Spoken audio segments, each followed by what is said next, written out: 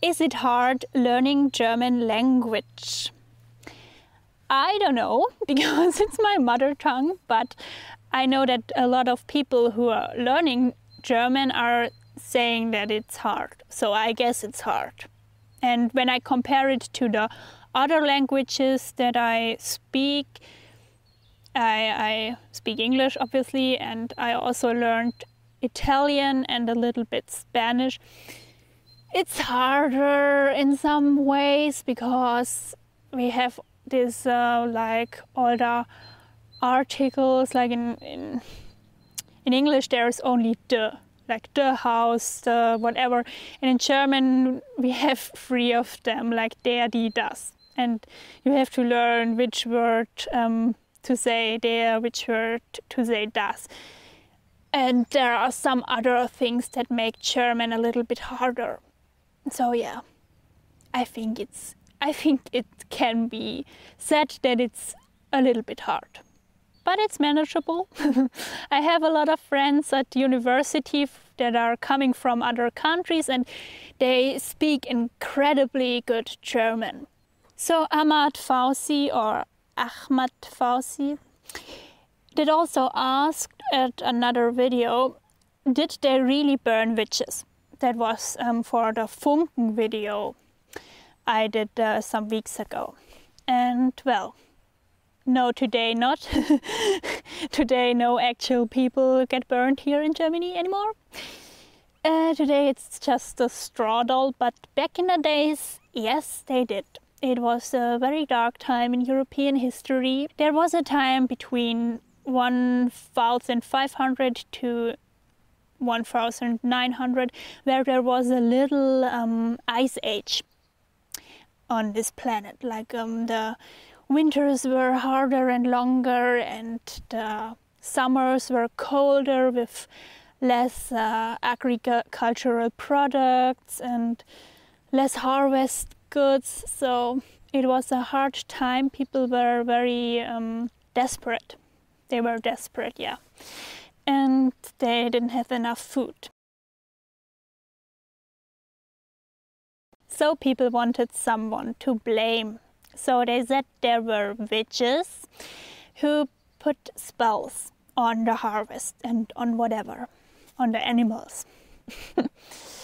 So they were hunting a lot of people down and burning them in fires. A lot of people got accused by other members of the community, so they won't get accused themselves. It was a really, really bad thing.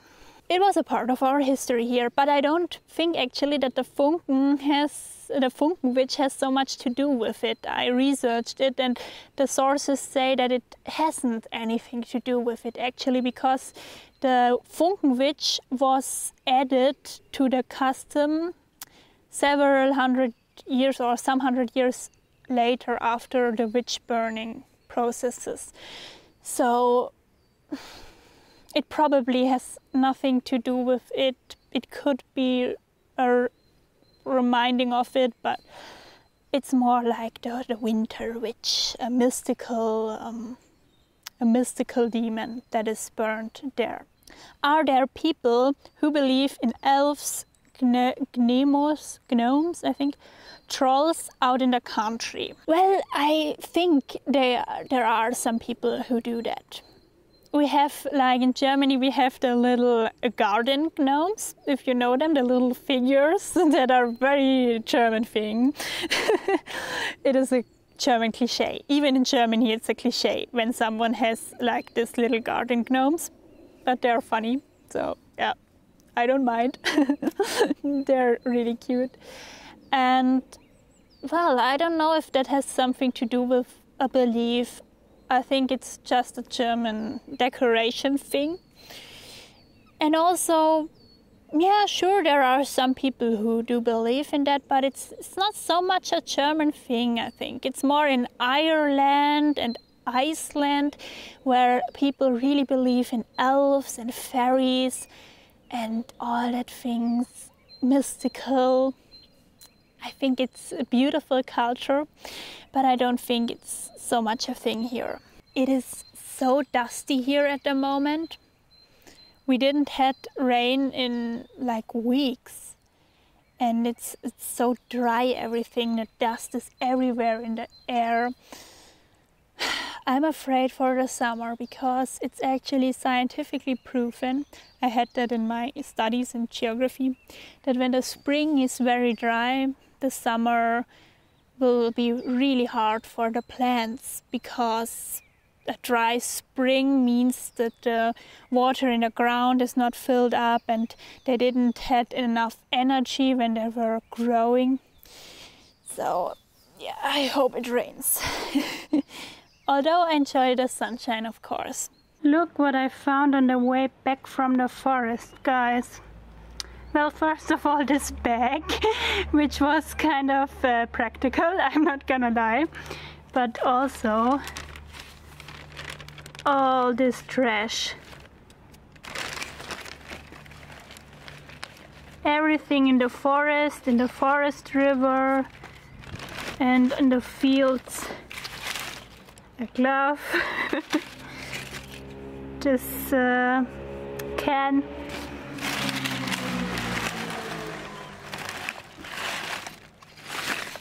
a cap, lots of plastic.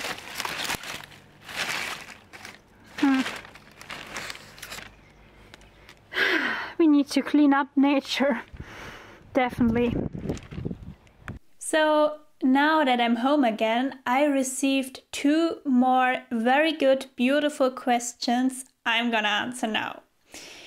So, R.A asks, what is your favorite travel destination? Well, this is a very great question, and I have basically 3 answers for it. So first of all, Croatia. It is just the country where I was going with my parents a lot when I was a child, and I have the most beautiful memories about it. We visited all the islands in Croatia, and I think my favorite one is the island Hvar. And there we are going this year in summer. I'm already very excited. The second thing is Norway is very dear to my heart as a travel destination, because I was staying there for 3 months after my graduation. I did a volunteer work, or work and travel, because I earned some money. I did a work and travel there. So I was staying at my host father, I think it's called. And well, it was so beautiful. His house was in the middle of nowhere on a fjord in the middle of the mountains. It was so nice. Norway is so beautiful. I think all the Scandinavian countries are. And the third answer to this question is basically every country I've never been before. Because I'm very curious and I want to see a lot in my lifetime. Peter Spa asked, which meaning does Easter have for you? How do you spend Easter? Well, Easter is just the third most beautiful feast of the year for me. So the most beautiful feast is Christmas. Then I love New Year's Eve and the Sylvester party we have then. And then comes Easter. I love it. It's just a wonderful time with the family and everyone is happy. It's spring. I hope for very nice weather this year, because then we can do an Easter barbecue as we did 2 years ago. It was so wonderful. And what we do then, well, you can basically watch my video about my Easter vlog from last year, and that's really what we do then. We color the eggs, we have an Easter breakfast, all this very traditional stuff. And now really the last question, also asked by Peter Spa. What is your favorite scenic viewpoint of the Bavarian Alps, Allgäu Alps? I love the mountaintop called Nebelhorn.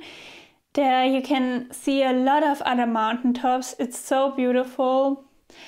But I have to say I mostly love the view from our place into the Alps because I grew up with it, I don't know. And now that I have the drone, I love it because then I can just fly over our forest, you know, from my drone footage, and there you have the most beautiful view into the Alps. And depending on how the weather is, they appear bigger or smaller. So it's actually very wonderful. So guys, that was it for now, the Q&A. And I was really happy to receive all these beautiful questions. As I said a million times now, but it's true. You asked very interesting, beautiful questions. And as I said already in the very beginning, if you have more questions, I am happy to answer them in future videos. So just ask whenever you want and whenever something comes to your mind. So guys, that was the Q&A. And we will see us next week with the spiritual meanings of April video. I'm already excited to film it, and yeah, see you soon. Have a great time.